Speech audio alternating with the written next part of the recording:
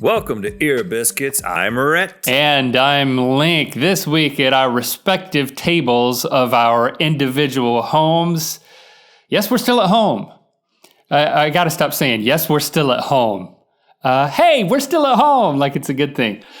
We are discussing the topic, a topic that we've briefly touched on many times while discussing other things, but we've never devoted an entire episode to unpacking this topic, and it's the business side of things. How did Mythical Entertainment develop as a company? Yes, and when we started doing all this, we didn't have a business in mind. It wasn't like we're starting a business. It was we're going to create things. But slowly over the years, it's gone from two guys making things on YouTube to two guys leading a team of over 80 people. And it's just definitely a business at this point, even though it was never our intention and we never thought of ourselves as CEOs. So we're going to kind of unpack that process and touch on some things that we've talked about briefly, get into some new things. But mainly we want to focus on the lessons that we have learned along the way. Yeah, and if you're particularly interested in business, then maybe you own a company of your own or you aspire to one day. Maybe you can learn a thing or two as we share the things that we've learned. Or if you're really not into that, we think there's still, you'd be interested in finding out the path that we took. And I think there's applications outside of business as well. So thanks for coming along for the ride, no matter what your interests are. Yeah, I mean, the truth is, yeah, we never thought of ourselves as CEOs, or we never said we want to be CEOs, like you said. But when you talked about that, it did remind me of when the Fine Brothers made that video where kids react to Rhett and Link, and one kid described you as the businessman and described me as the boy. So we became the So those are now our official titles. Man and the boy. The official titles, like when you look at like a legal document that I have to sign, it says Rhett McLaughlin, the businessman, and when it's in Charles Lincoln Neal III, the boy. and that makes me think, when we sign things, technically I'm president and you're... Yeah, you have me to thank for that. And you're what? You're not... You know what? I don't even know... I'm vice president. Vice president. You know why? You have my wife to thank for that, because I was having a conversation with our very first lawyer, and he was like, and that was the point in which I think maybe because my dad was a law professor, I just handled all the business interactions. Like I wrote the agreements and I wasn't. And he was there. like, you weren't there, and he was like, okay, so just for legal purposes, one of you needs to be president and one of you needs to be vice president. And he was like, so just think about that. And I was like, okay. And so then I'm just kind of telling Jesse about the meeting or whatever. And I'm like, so one of us is going to be president, one of us is going to be vice president. And it doesn't mean anything. Because I think we asked, could we be But it's kind of weird because I think he was like, that's a lot more complicated. It's not worth it. Yeah. And we're like 50-50 owners. Absolutely. And we have 50-50 interest. And we have, it's always 50-50. And, Jesse was like, well, since you're the one making the decision, you should make Link president, because it would sort of be, a butthole move to be the one making the decision and to make yourself president. So now you're the first lesson we of learned. Mythical Entertainment. The lesson that I learned is I'm actually the vice president and secretary. You don't want to be the president. All it means is that I have to sign more blanks than you on things that we still both have to sign. Because that was when we created our first business entity, was called RhettandLinKreations, where the K at the end of Link became the beginning of the word creations if you misspelled it with a K. And another lesson learned, we're full of them, is that if you name your business something people can't understand how to immediately spell, you're going to be frustrated a lot. It's like Rhett and Link as one word and creations as part of it, but the K is shared, and I know that's not how you spell creations. And I mean, we've changed the name of our company to Mythical Entertainment. Is it just Mythical now? It's still technically Mythical Entertainment. Business name is still Mythical Yeah. Entertainment, but yeah. And we kept me as the president, so I still got to fill in a few more blanks than you. But Yeah. it's just pomp So and circumstance. it was actually it was a real smart move on my part because I don't like signing things. Okay, but the first real lesson that we learned beyond those that I think was the operating principle that got us off the ground as a business is we had to find the intersection or the nexus, if you want to use a word like that, of our ability and our opportunity. Yeah, I mean, we don't need to rehash how we got from point A to point B to point C, from being engineers to then working for crew and then working, hosting a television show called Online Nation. We shared all of that in episode 1 of our Lost Years series. So you can go back and watch that if you want to know how we got from point A to point B to point C. But if point C is we were hosting this show, Online Nation, and it got canceled. We were flying out to LA to shoot it, and then we find ourselves back in our little basement where we were making videos, back at square one, making videos again, but we had no income anymore. We just had the money that we made off of that show, and we were living off of that while we figured out what it was we were going to do. We had to develop an entirely new business plan. And it's important to note, no one was making money on YouTube directly. There was no YouTube partner program, so you couldn't just make a video and then see money roll in. Mm-mm. So really, there was no such thing as a professional YouTuber. So it's a really interesting idea that we were like, we're going to have a career, because we were like, let's make this YouTube thing a full-time thing, but yet no one was making it a career. But again, we were like, what two things exist here? We know that we can write a funny song. We can make a funny music video. We had success with that. The Facebook song had gone really big. And the second piece of the puzzle is we knew that there were businesses out there who wanted people to know about them. So it was like, okay, can we put those two things together? Can we put our ability to write a funny song with a company that wants to advertise and put that on YouTube?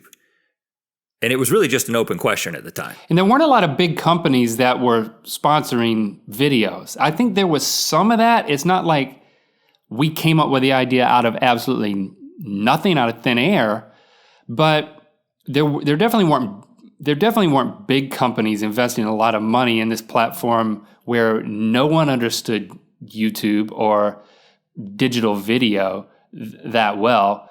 But it seemed like our best play, because the thing that we wanted to make is the thing that we could also sell, or at least sell ad space in. And we thought we could do a good job of making it an integration so that it made sense that the ad was a part of it. It wasn't like a lot of videos today where you could, you would be vlogging or doing whatever you're doing in your video, and then you could just insert an ad in the middle and people would understand that. And here's a coupon code, and here's who my sponsor is, kind of thing. So we wanted to do something that was thoughtful, that we could be proud of, but also make money and feed our kids, because we already had kids at the time. If you want to really be driven to succeed at business, have children. Have children first, yeah. Have children first. That's what, because they tend to be hungry and demanding, and you come home to them and you're like, man, I got to get after it. Well, it's one thing to be a starving artist. It's one thing to have a starving family. So when you put other people are suddenly you're responsible for them. Yeah, that's definitely a great motivator. So what we did is we wrote the cornhole song about the classic game, beanbag toss game, that was really popular in the Midwest at the time. Singing cornhole. An Olympic sport by 2024. We're only 4 years away. Years to find out. So, and we cold called. We would literally look up people who were selling cornhole equipment, and we would just find the number or the contact email, and we would send a message or call them. It made sense. Yeah, all of them. They probably won't understand that we knew we an weren't internet call. video, because they're an internet-based business. we weren't going to call like Coke Right. and say, hey, we've got an idea. We knew that there was no way for us to go to a Fortune 500 company and get our foot in the door, but maybe we could find somebody else who is trying to do what we were doing. And after a few different phone calls that didn't lead somewhere, we had talked to a mom who was selling cornhole equipment out of her garage, and she was like, I love the idea, but I can't afford any advertising. We finally connected with the guys at AJJ Cornhole, who were about our age. It was 3 of them. They were starting their business in Ohio. They were exactly at the same place as we were, and they were trying to just get it off the ground and do something interesting. And they loved the idea, and they became the sponsor. Again, at the time, I wrote the contract up just based on some guesswork as like, how much do you get paid to do this? I don't know. You get some initial fee, and then you get some money based on how well it performs. That makes sense to us. That was like, they paid us a few $1,000s. And then we knew that CPMs were a thing. We knew that there was a way to get paid based on performance because of Rever. That website at the time was actually paying people for their videos and their performance, which no one was watching our videos over there. But we knew that there was the concept of this cost per million views or whatever, getting some money back. Yeah, so we did that. We wrote a song about how iPods die, called the Dead iPod Song. We asked our friend iJustine to collaborate in the video so we could get more views. You press the power button, and what happened was nothing. I think we even shared, I don't know if we shared some of the integration fee with her, or if she just did it as a favor, but it wasn't that much either way. I think we did. iRescue.com repairs iPods. So that was perfect. Yeah, they got us off the ground. They were the only ones besides ourselves who believed in us. But then from there, we got a call to be a part of an Alka-Seltzer campaign, which was a bona fide ad agency. Transition. That was a big transition. I think that was a transition from us having to go out and find these people ourselves to doing it the way that we've done it ever since, which is fielding the opportunities, usually either directly from a business or through an agency. And that one in 2008, 21 videos for the Alka-Seltzer Great American Road Trip, where we went along took an RV through across the United States and made 21 videos that were food themed. And that was the beginning of us kind of understanding like, oh, okay, once you get your work out there and people see that you're incorporating companies into it, maybe the people will come to us with the integrations. And that's what happened. And we basically have never looked back. I think that nexus that you're talking about was that we were able to do it in a way that wasn't cringy, and we were communicating with our audience at the time. We were telling the Mythical Beast, hey, we wouldn't be able to make this level of content with this type of production value if we didn't have the sponsors, so go support them. And we were very grateful for the sponsors, and we conveyed that to the audience. And I think that, it was in no way cringy. It worked for everybody. Yeah. And so it led to more opportunities. Once you start working with agencies, that thing starts happening. When we started Commercial Kings wouldn't exist if it wasn't first for a sponsor, Microbuilt. The CEO was a fan. He started communicating with us. He sponsored one little video. It went well. So then we hatched the idea to start making intentionally bad local commercials for his customer base, who were small businesses. Yeah. And who knew that a few weeks later you'd be interviewed on CNN and talking about selling furniture. Yeah. The vice president of RhettandLinKreations on the line.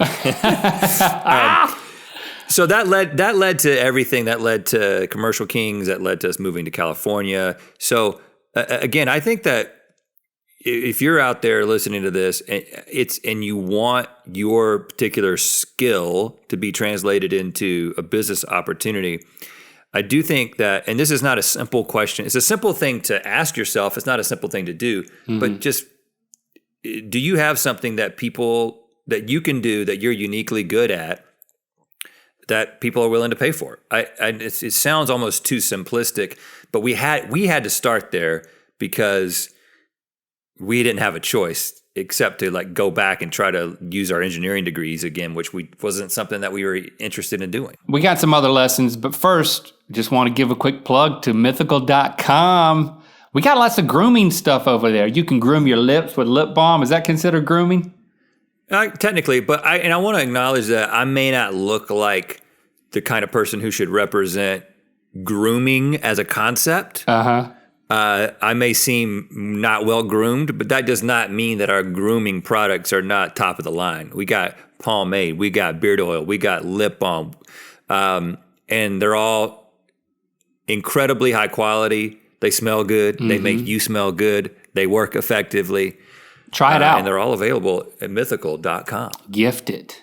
Rep your boys. All right, let's get into the next lesson. I think one of the ways that we tended to approach everything, and maybe this was born out of desperation a little bit, was we were always looking for another opportunity that we could seize. Once people started coming to us and asking us to do things, it was not that we said yes to everything, but that we had this belief that not doing something won't lead to anything. It's doing things that will lead to things. I would be more specific and say that we didn't know that. We've learned that lesson looking back. I don't think we understood that at the time, because typically, with a couple of examples that we'll talk about, we started to do things with some kind of intention, right? We thought that something might come from them, and it was very rarely the thing that we intended initially that was the result. It was almost always just the decision to do something that then led to the thing that we actually ended up doing. Sure. We didn't know that taking the sponsorship to make local commercials would lead to us having a television show on IFC and moving to Los Angeles. But we never would have realized that if we didn't give everything we got to those commercials. Some of which, a few of them sucked, but a few of them really popped, and it made all the difference in the world. Good Morning Chia Lincoln is another great example. Right. So Good Morning Chia Lincoln, 2011, we made the decision to start what was a daily show, the two of us sitting at a card table talking about whatever we had been talking about when we came into work.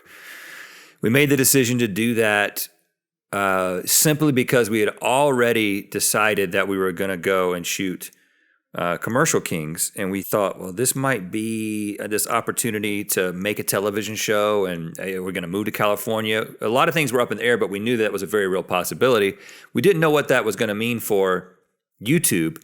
But one of the things that had been happening over the past couple of years on YouTube that we had never participated in at all was a regular daily video. People were doing daily vlogs at the time, and their audiences and their views were increasing exponentially because it seemed like people wanted a daily point of contact.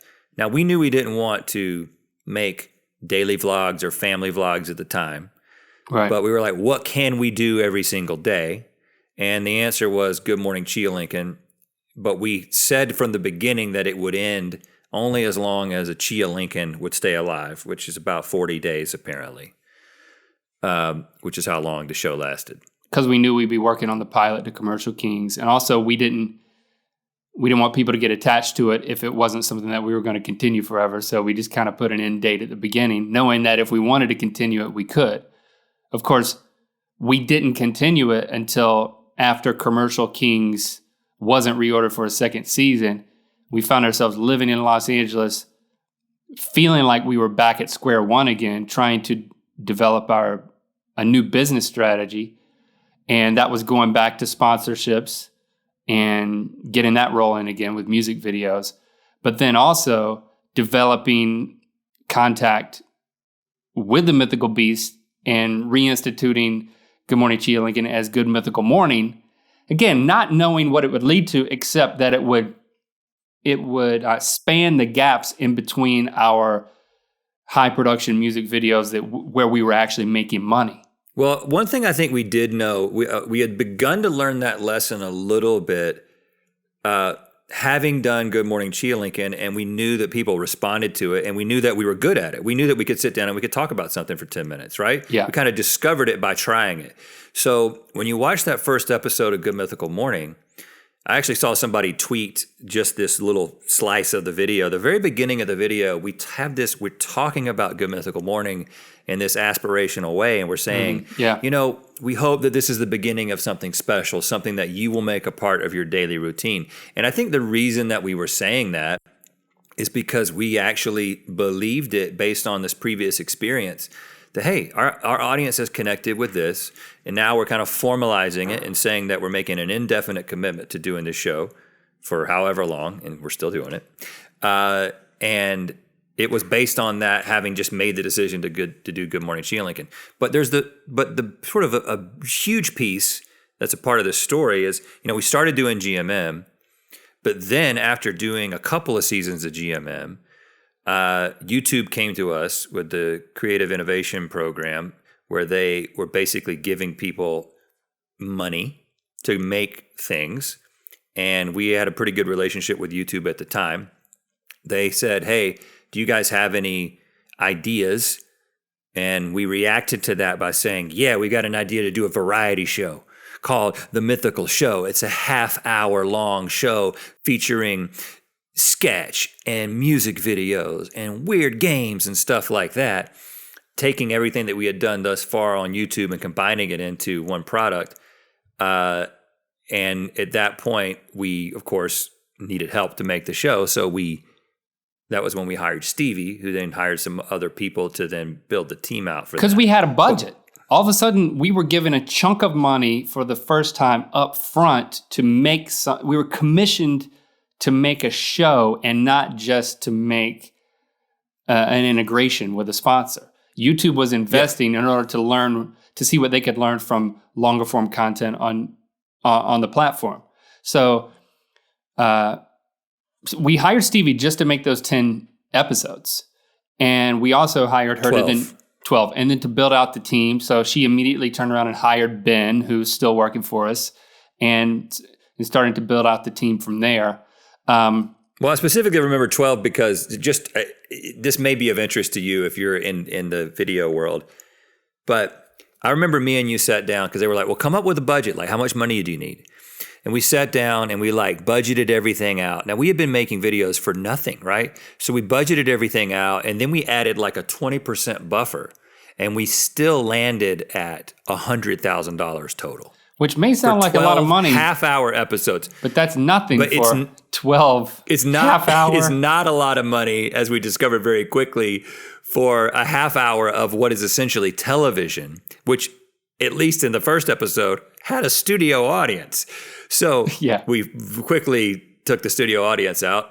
We didn't kill them, but we them out because no one liked it. We could have probably benefited from some advice around pricing of that type of thing, because we should have consulted someone. Yeah, Stevie as a producer, we didn't bring her on until we had negotiated. We came up with a budget. Oh, you know what YouTube was thinking when we said $100,000? They were like, we could have said $500,000 and they would have probably still thought it was a deal. We just didn't know. Okay, but we thought, just if you go back, you can still find the Mythical Show. There's still our hardcore fans still like the show and see it as sort of a sweet, awesome time. And I know you like it. But the reality is that we thought that we had come up with something that wasn't just a good product. We thought that we had come up with something that was going to change the landscape of YouTube. In fact, the tagline of the show was your half hour of not having to click around on the internet. We thought we were going to change the habits of people on YouTube. And at the time, in 2012, people were making 3-minute videos. If you went above 3 minutes, it was like, this is kind of weird. I don't know if I can hang on. Nowadays, people will make 20-minute videos and everybody watches them. But at the time, everybody was doing these short videos. So we were going against the grain. We thought we were going to change the way people behaved, but it didn't happen. No one really cared about the show beyond our immediate fan base. But again, it's the only reason that we started growing from that point on, because we had to hire Stevie, who then had to hire a team. And that was really the beginning of the totally new phase of business, which was when we began to delegate responsibility and have a team. Yeah, I think that's the lesson that we had to start learning, which was we had to learn to trust others with our vision. And, with Stevie, with Ben, with hiring, we hired Jen to start helping tweet for us and do social media. It's like, we can't do everything anymore. And we started building the team from there. Trust was incremental, right? I mean, Stevie was going to do those 12 episodes, but then we started to discover that, hey, we work well together. She brings a lot of strengths. She thinks through things in a way that we don't, and she executes things in a way that we couldn't. And it frees us up in a way that we only dreamed about, or we didn't even give ourselves permission to dream about. That was not an easy thing. No. And as we've talked to creators over the years, especially when we back on this podcast, on Ear Biscuits, when we used to interview other creators, what we learned is that this is the common challenge for every creator, which is trusting somebody else. If you keep something as simple as trusting somebody with an edit. If you keep doing it, you're going to always be doing it. You never learn to stop. You never learn that someone else can do it unless you give someone else a shot at doing it. And you may have to go through a few people. We didn't know that. I guess what I'm saying is I think the Mythical Show was the beginning of that lesson learned because for Mythical Show, we were over the shoulder of the editor.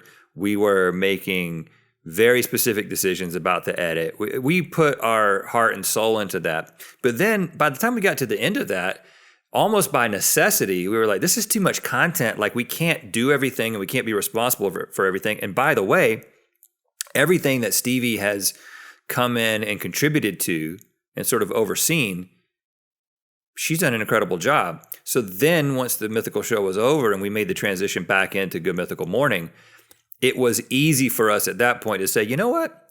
I don't think we're going to actually watch the edit. I don't think, because this is a daily show. I mean, this is going to be a big part of your day if you're going to be responsible for making the show and then sitting down and helping to put together the edit and improve the edit. We at that point, after the Mythical Show, we set that aside. And again, we saw the show continue to grow and to get better and to grow audience without having to be super involved in every single aspect. Jason, who was working for us through the Mythical Show, and then when we restarted Good Mythical Morning, he was, like I said, we were over his shoulder, like you said, as he was editing. And so that was an incremental level of trust that then with Stevie, we were able to build on that. And then you add more people to the team and you start to realize that people can do things better than we can. And slowly you move to a point where we're able to start to focus on the things that we wanted to do and the things that we wanted to bite off and try to figure out. And it drove us to trust people even more because we had started to learn that lesson.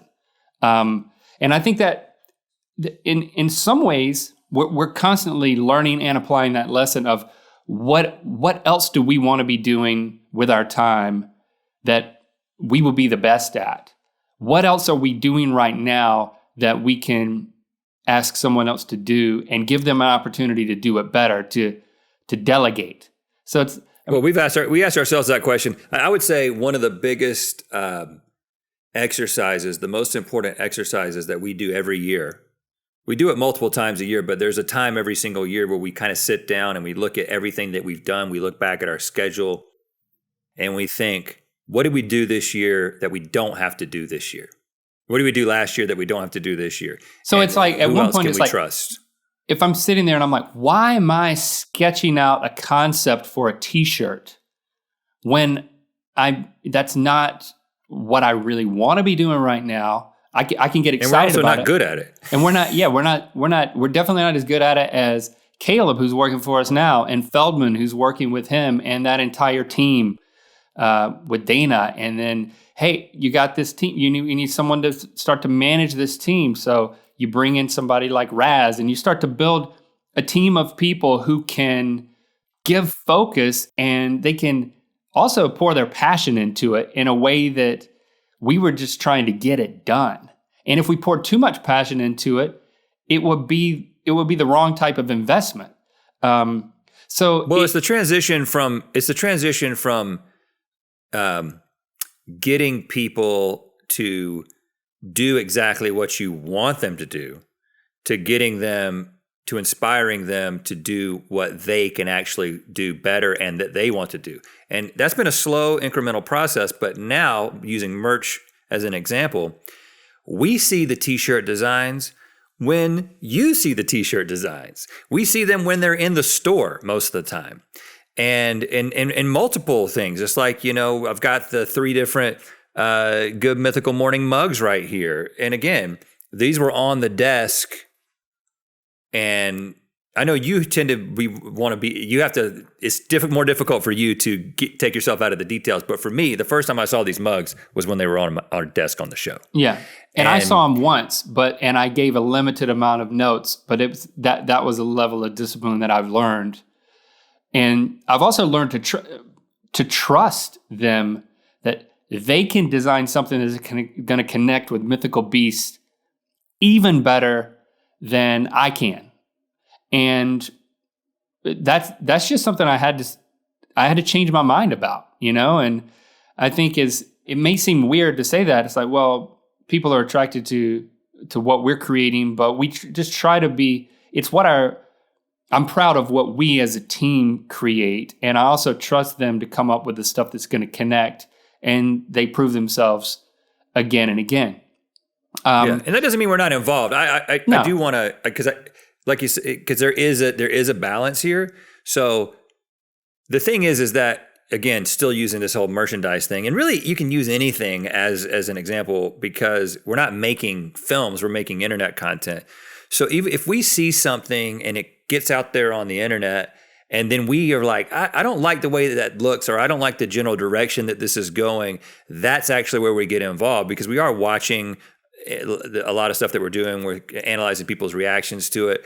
And so when we think that there needs to be a shift in a certain direction in any one of these departments, we do get involved at that point, knowing that, hey, this is, you can kind of course correct. It's not that big of a deal. So it's not like we're completely hands off, but the development and the execution of those things on sort of a very minute level is something that we have necessarily removed ourselves from, and we're sort of just managing it from a higher vantage point. I think you're also touching on the fact that we're not just developing, let's say, a t-shirt design.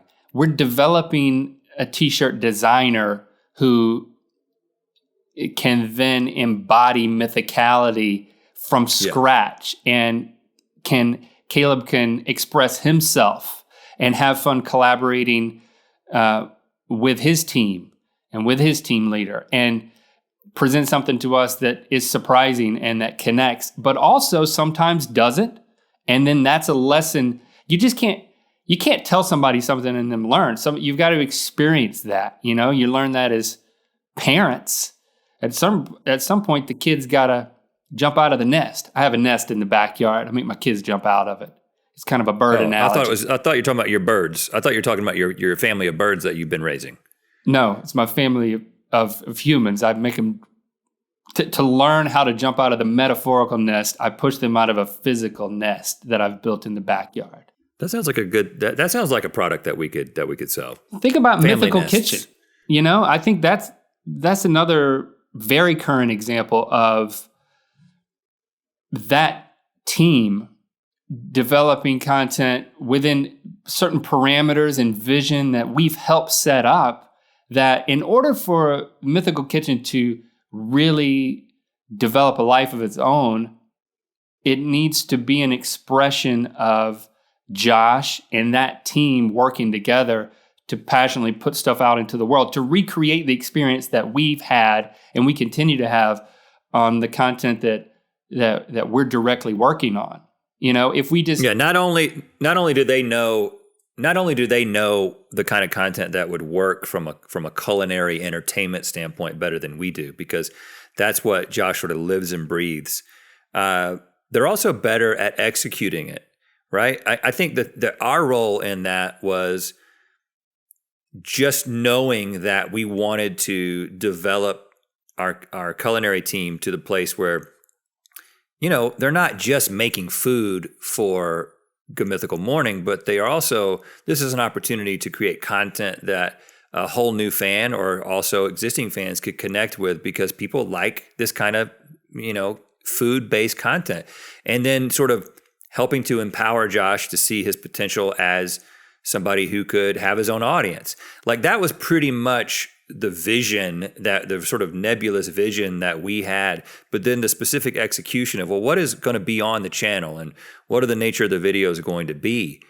That's the Mythical Kitchen team, with the help of Stevie kind of leading things creatively and them kind of working together as a creative team. Like, that is something that we're just sort of shepherding loosely. Mm-hmm. And it's a better product because of that. Because as soon as, have you spent a bunch of time watching recipe videos on the internet? No. Have I? No. Maybe more than you have, but not enough. Right. It's not like I'm an expert on that. But now we can kind of see what the content is, and we can kind of, offer some feedback. But again, that we don't have the time or the ability. It wouldn't happen if we insisted on being the ones who were involved. It would never happen. And if it did happen, it wouldn't be as good as it is right now. I think another shift that we've made, just to move to a new lesson learned, is shifting from being solely reactive just to being proactive. I guess it's not saying much to say if you're running a company, you should have a plan and you should think into the future. It's been extremely difficult when, as you're walking on this sidewalk of entertainment, you can see it forming right beneath your toes. There's not a lot of people that have gone before us that we can emulate. So it has been difficult to take a long-term approach or to have that proactive stance when it's like, I don't know what the next opportunity is, and we just need to say yes, because saying no leads to nothing. It's like, well, at a certain point, we got to think more forward. Yeah, and as difficult as it is to develop a 3-year or a 5-year plan, we are getting better at sort of laying out our long-term vision, knowing that it's got to be flexible given the environment that we're in. But I think an example of this that sort of crystallizes it down is the way that we have grown in terms of the physical space that we're in as a team, right? So going from of course, we had the basement and then the studio in Fuquay, but moving out to California, where all of a sudden the mortgage on my home was, the rent on my home was 5 times what the mortgage on my home in North Carolina was, or 6 times. Things were suddenly very different, and it wasn't like, oh, I can pay this rent and also we can have a studio. Like, no, we weren't making enough money for that. So we thankfully had a garage that we were in at the time. And of course, it was the two of us and Jason in there. And then even the first meeting that we had with Stevie, or her first day of work, she was in there with us. And we were very quickly realizing this is not going to cut it. We got to have a space. But we were so conservative in the way that we sort of estimated what we were going to have to pay. And we were kind of operating, I would say, kind of fear-based. It was practical, but it was a little bit like, don't bite off more than you can chew. So do you remember that first time that we went out and looked at different spaces in Burbank before we found the first spot? Well, I specifically remember like looking at that place. I don't know what street it's on, but it's like a storefront. Like, it has like a glass front. It looks like a hair salon, and it's on a major thoroughfare that people could just walk in, which incidentally is what we had in Fuquay, but Fuquay is not Los Angeles. And I remember seriously considering that. And of course, what we ended up going with was a very nondescript place that no one would ever, even though people did knock on the door every once in a while. I don't even know what that place was, but downstairs is where we had a room to build a set for Good Mythical Morning. Set is a very loose term there. Yeah, it was a dedicated place where we could go downstairs and film episodes of the show, and then we could go back upstairs and just work at our desks. It's not like we had to turn the camera it's not like we had to set up the camera so that our desks were in the background. I mean, this was definitely a step up. And we got to a place within a few years of being in that spot where, everyone was working pretty much on top of one another. we had not literally stacked desks on top of each other, but that was the only logical place to go next. And so we were like, okay, let's look for a new space. And do you remember the place that we were very close to renting? Yeah, the guitarist for the Doors, like the Jim Morrison band, the Doors, was renting a storefront. We never met him, but the agent showed us around. And in the back, it was just like a cement slab, and it was unair conditioned. But we were like, well, we can build 2 sets back here. I mean, it's unair conditioned, so it's going to get to like 110 degrees. It was very warehousey. It had a giant beam that kind of went through.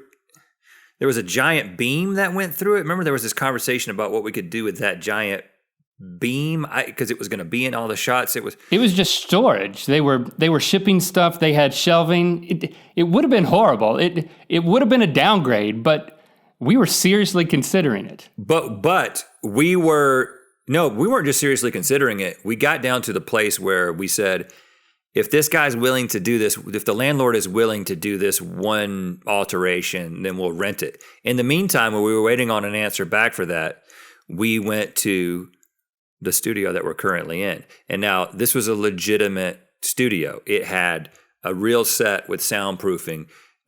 Television shows had been shot on this set. It had a recording studio. It had all these things that we needed and wanted, but we were looking at it, we weren't really looking at it to consider it. We were looking at it because, our realtor was like, okay, here's another spot. This is way out of your price range, but you should look at it just and see that what's available. And I remember walking around our space and thinking, man, this is awesome, but I can't imagine filling this place up with people. I can't imagine getting to a place. How could we ever get to a place where we would have enough people to work in this place? And then I think me and you were on the same page, which was we can't afford this and it's too big. And then Ben, who was working for us at the time, I remember he kind of pulled us aside and he was like, guys, I know that the place that we looked at, because we all went together to look at the places because it was our very small team. I know that the place that we looked at yesterday is kind of like the Ferrari of studios, at least in our minds. And I know that it seems like it might be too much, but I just want to say that I can't remember his exact words, but it was essentially, I know that we could use it and I believe that we could do great things there. And I just want to, almost from a technical perspective, as your cinematographer, the guy who makes things look a certain way, I just want to let you know that this would be the real deal. And we ended up doing it. Yeah, and he was right. We ended up, when the other side of the building came up for lease, we had a different mentality. We were like, okay, when will there be an opportunity to rent the contiguous space and double our capacity? It will not happen again if somebody else scoops this up. So it was like, that really worked out. Well, and we didn't have an idea by that time, like you said, our mentality had changed. We got into the space, we used it, we kind of quickly got to capacity there because that seems to be what always happens. And then when that space next door became available, we didn't have any plans for expansion. We didn't have any specific ideas to fill it. Right. But we did it. It was one of the first things that we've done that was sort of a bigger risk that was very proactive.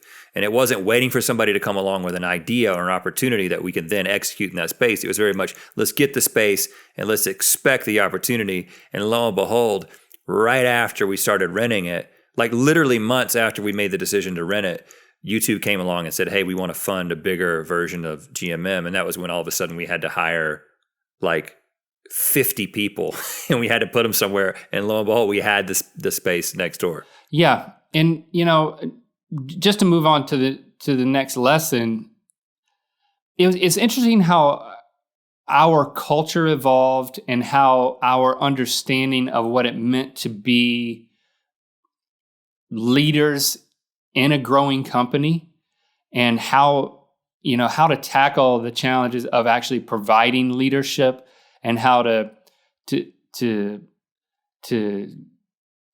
to give our vision to our employees and then empower them so that and then just shape a culture where we could continue to work together and achieve our goals, and also the ideas that they could come up with. There was a lot of adjustments in there where we really started to come to grips with, we are running a business here. And I think a lot of it came out of the culture.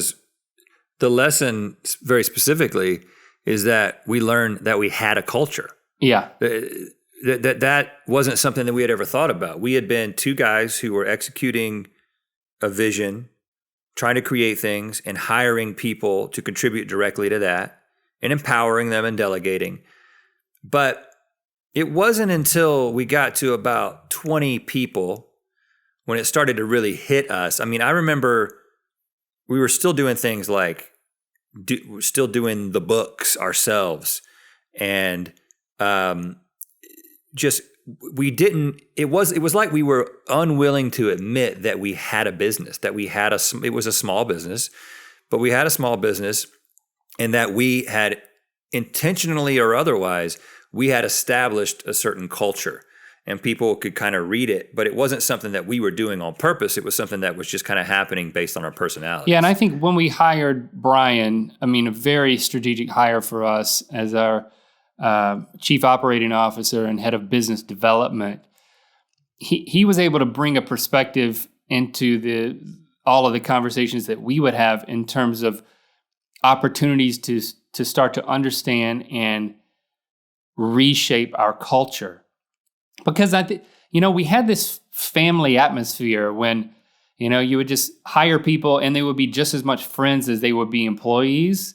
And like you said, when you get to that about 20 people, we personally don't know what every person's working on and, from day to day. We're zoomed out from that, right? And we started to become interested in instituting another level of accountability where it's not just, hey, if we hire you, you're a member of the family, no matter what. Basically, accountability was lax and there wasn't specific goals in mind. So there was a shift that Brian really helped us lock into, from moving from a family culture to a team culture. Yeah, and that can sound, just want to acknowledge, if you're, that may sound, that sounds a little bit harsh. I mean, it's not a family anymore, but I think that this was a helpful way for me to understand it, because I was initially sort of resistant to the idea, because we're nice guys, right? And we're actually pretty conflict avoidant, and we're very loyal, and I think that those can be good to a certain degree. But what we were finding is that if you think about a family, like, okay, here in my family, especially as we're sort of isolated here, it's like everybody's kind of expected to do things. And like, the kids have their days where they're supposed to clean their rooms or, unload the dishwasher. And they don't always do that, no, right? They don't. Does that mean, and even if one of my kids decided that they were going to refuse to ever do their part, would they no longer be my son? No, they're still going to live here and we'll get through it. They're still part of the family. But if you run a business like that, you run into some pretty obvious problems, right? But if you shift to a team mentality, it's like, okay, when you think about an athletic team, it's like, okay, the people who are on the team are the ones who believe in the vision, are team players, but also can execute and do things well. It's like you get to be a part of the starting five if you're one of the best players, and you get to be actually on the team if you're a contributing player. And if you can't contribute, or if you just refuse, there's no birthright to being a part of the team. It means that we might have a difficult conversation, and we might have the ultimate difficult conversation, which is to say we're going to have to part ways. Yeah, and I think we learned that there is such a thing as a cultural fit, that not every single person that we think will work. And just as often, that person would be the one to discover, what I'm actually interested in and what I'm most gifted at and where I want to invest my passions is not in alignment, or I'm not a puzzle piece that fits here. As we started to discover that, we started to set expectations. So when we would when we would bring someone new onto the team, we would say, okay, our policy is there's basically a 6-week trial. At the 6-week mark, we're going to have an assessment, and it's going to be a conversation both ways, just to know if this is going to work or not. Because you just can't hire somebody, even in the most diligent way, and know if it's going to work out. It's not reasonable. But I think that we were bringing this mentality that, hey, if you're here, you're here for life. And it was just, and we got that feedback from some people that we brought on like a contract basis just to work, or that's how they wanted to work, especially in this town.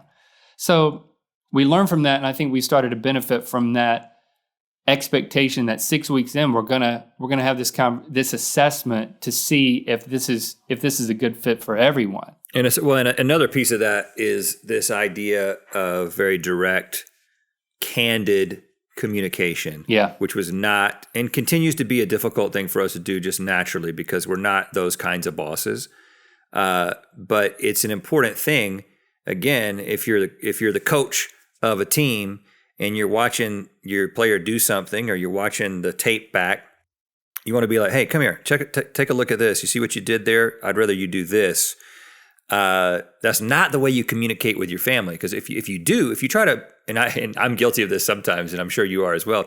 Sometimes I'll go into business leader mode in my family and trying to get my kids to do things.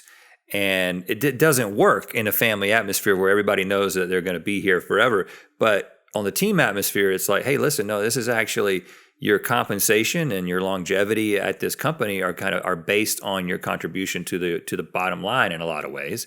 And so we're going to have some difficult conversations from time to time. And the more that can become just an expectation and a part of your culture, the healthier everything's going to be. Yeah. Not easy to get there. I think we got into problems when we wouldn't think someone was a good fit, or their performance it just consistently wouldn't meet our standards or our goals. Then it was hard to have those conversations. But when we didn't have them and we skirted the issue, it made everything worse. And then we're talking about parting ways, and somebody feels blindsided. And it's, sometimes you have to learn lessons. We had to learn some lessons in a more painful way. And it's not,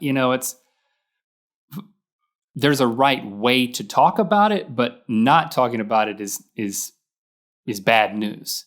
I think another thing that we had to come to grips with was we couldn't just lead by osmosis of, what our demeanor was and the fact that we would show up as performers, because people would interact with us when we were performing, shooting Good Mythical Morning and other things. But there was also an interaction that we needed to have as leaders and being visible as our company grew, especially to 80 people, of, okay, they are providing leadership. I understand what this company is ultimately interested in and made up to be, and what is the culture, and what's the vibe, and what does the company care about, because what do Rhett and Link care about, and do they care about me? All of those things led to making practical decisions, like having a company-wide meeting every month, that for month after month, we would have to convince ourselves that we needed to keep having it, because we had to realize there was value in everyone hearing from us, and then realizing there's things that we could bring to the table in terms of giving perspective on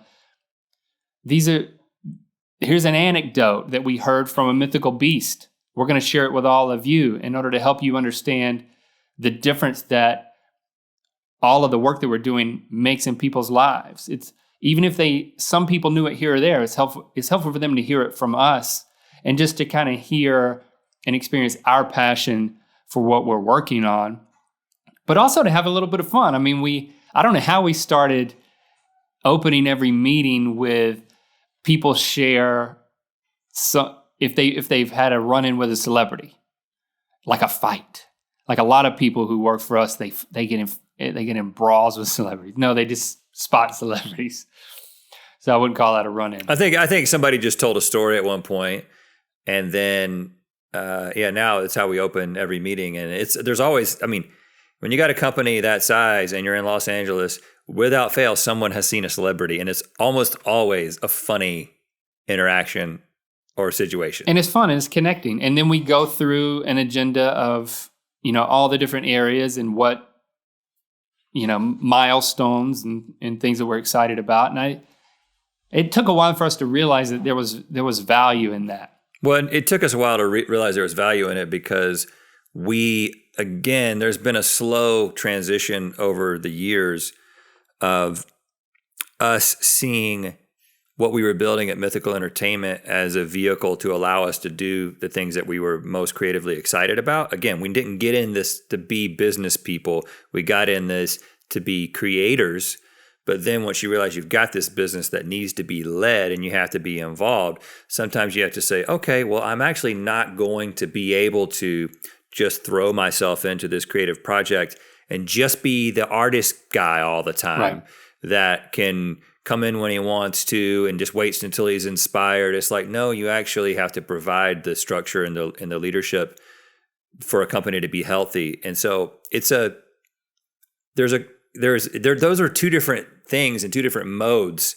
And so a lot of this just comes down to scheduling for us and making sure that, okay, no, we've got the meeting, we got to be ready for it. Do you think that when we have our company-wide meeting and there's the big boardroom table and everybody's around the table and then in the bleachers behind the table, and here we are, both seated next to each other, shoulder to shoulder, behind the table, facing them, not unlike we would sit behind the GMM desk, and then there's like the business banter version of Good Mythical Morning. Do you think? I wonder if they feel like it's a bit of a business show.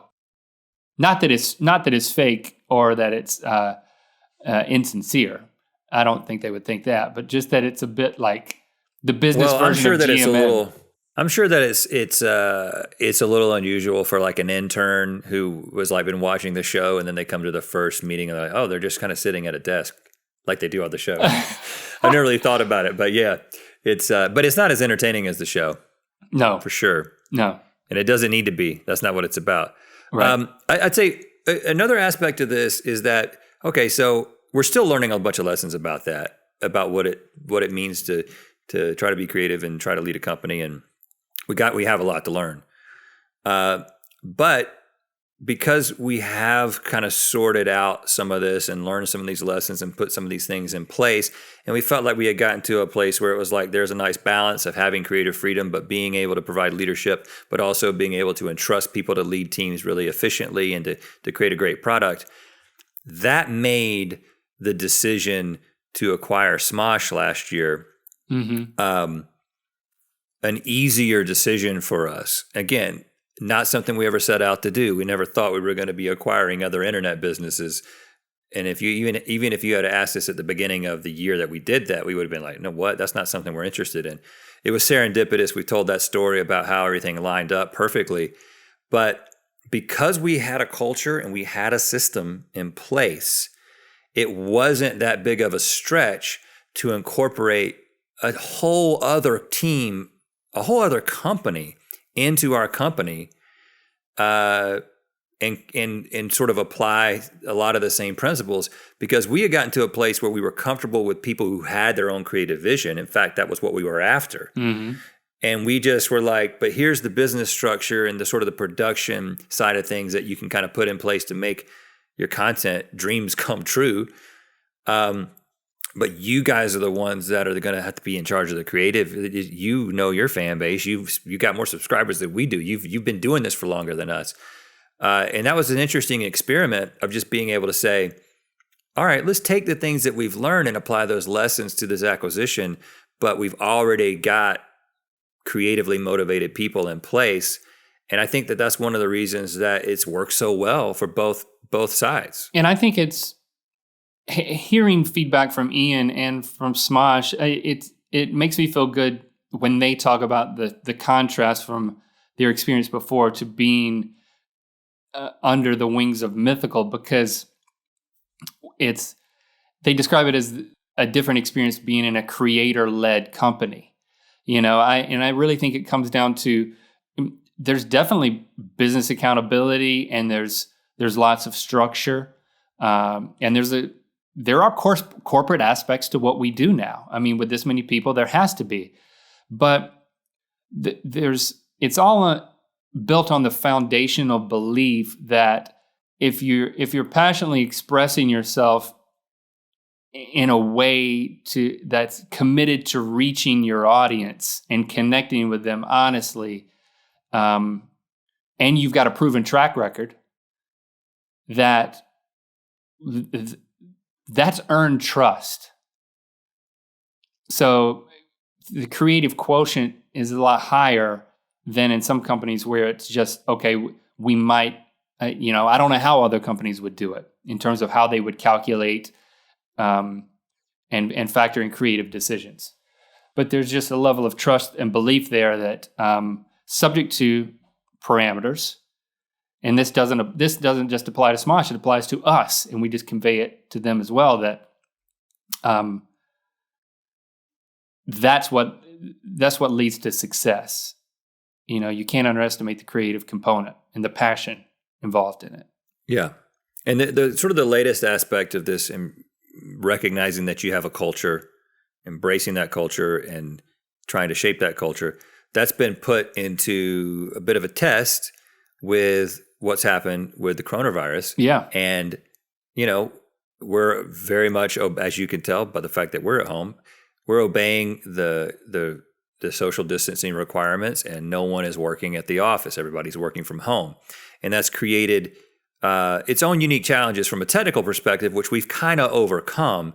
But it's been a unique challenge in terms of the cultural aspect of the company, because what is the culture now when everyone is just at home all day and communicating via video conference? So I think one of the things that we decided to do early on is like, okay, well, let's have our company-wide meeting, but let's do it as a big Zoom call, and everybody's going to be on there. And it was interestingly or surprisingly connecting, and we got a lot of feedback from people. We did the thing that we always do. We started it off asking people to tell celebrity spotting stories, and there was actually one. Somebody saw John Hamm on a balcony, know, and it's like it's a sort of a different flavor when we're all social distancing. But there was what we realized is that having made the decision to set up this regular touch point where we're communicating with our company and our company is communicating with each other, it wasn't a difficult thing to carry that into this weird time. But there wasn't just talking on video. There was an added weight to it. Just coming to the realization that this was a leadership moment where we could communicate what the plan was and give as much as we could a sense of security that, like, okay, we are moving forward. This is a difficult and trying time, but we're in this together. And so there was, okay, it's like, this is I feel needed as a leader. I feel like this is an opportunity for us, and it's not easy. I think when you look at this scenario or looking back on everything, there was never a point where we felt fully ready. I mean, saying that we were kind of blindsided by the CEO-ness of it all is something that you take every day. And you take every opportunity for what it is, and we learn from our mistakes, and we try to learn from everything. Like, I think these lessons, again, are still for us as we're continuing to learn and hone those. And I don't know, I especially in light of what we're dealing with now, I just have this added perspective of it's a privilege to be able to lead a company. Even though I never knew I wanted to do that, and sometimes it's still very frustrating and it doesn't seem like the main thing that I want to be working on, I do have this sense that it's not only a weighty obligation, but it's a privilege to do that and to shape a culture and a company that not only cares about what we're creating, but it cares about, and we care about all the people that we're working with. And are certainly I'm as grateful as I've ever been for everybody who works for us, given what we're going through right now.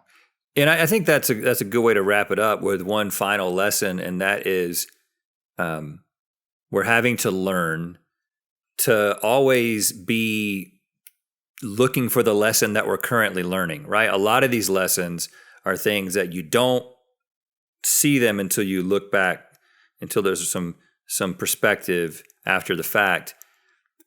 But I think that over time you get a little bit better at being like, oh, actually, there's a lesson happening right now. If I can actually figure out what it is and anticipate it and learn it right now, then we can begin to apply it. And I think that this crisis and this change, the way that our company's been forced to adapt, we're learning new lessons. I mean, the sort of the big thing that we've been trying to do in more recent years is figuring out, what does mythical mean beyond just the two of us, right? What does it mean in terms of content? What does it mean in terms of just the company and the leadership? And there's only so much that the two of us can accomplish as leaders and as creators. But the concept of mythical, thanks to our incredible team and also into the incredible fans who have kind of bought into what we're doing, it's given us, we're learning this lesson that, hold on, this is, whether we want it to be or not, this is already bigger than us. But how do you sort of manage that wisely, and how do you continue to grow it in a way that it doesn't lose what makes mythical, and continues to give us opportunities to, we still want to personally create things that are awesome, right? We're not done creating new things. It's not like we're about to walk off into the sunset and say, hey, this is what we made and now we're done. Like, we still, and we probably always will think this way, we still think our best work is ahead of us.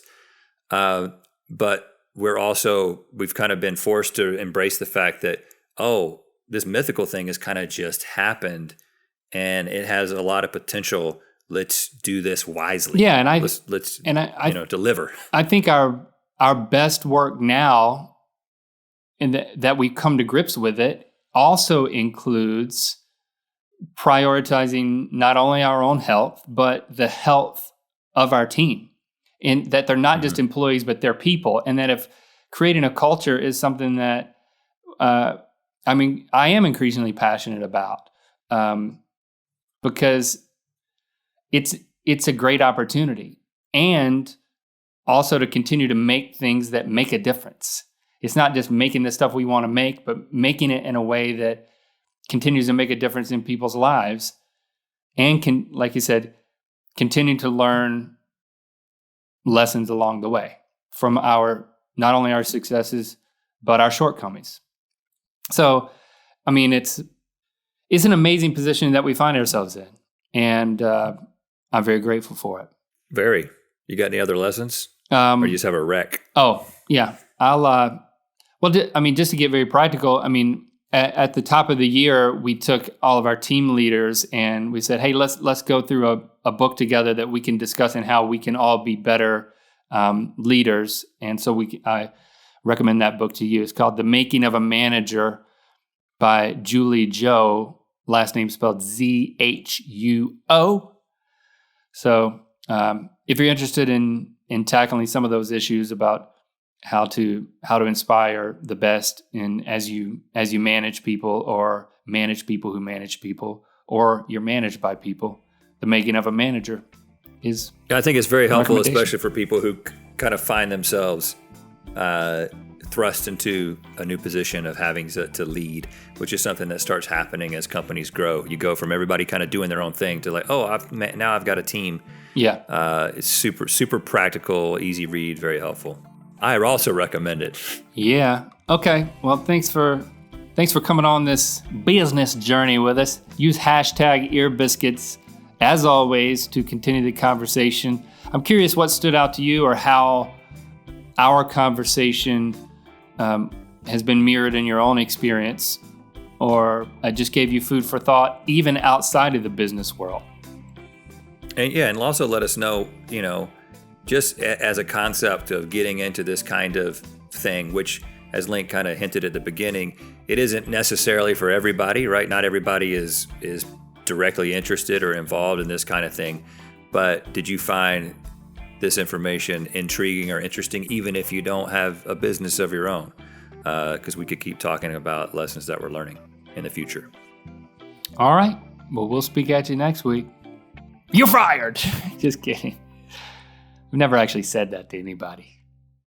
To watch more Ear Biscuits, click on the playlist on the right. To watch the previous episode of Ear Biscuits, click on the playlist to the left. And don't forget to click on the circular icon to subscribe. If you prefer to listen to this podcast, it's available on all your favorite podcast platforms. Thanks for being your mythical best.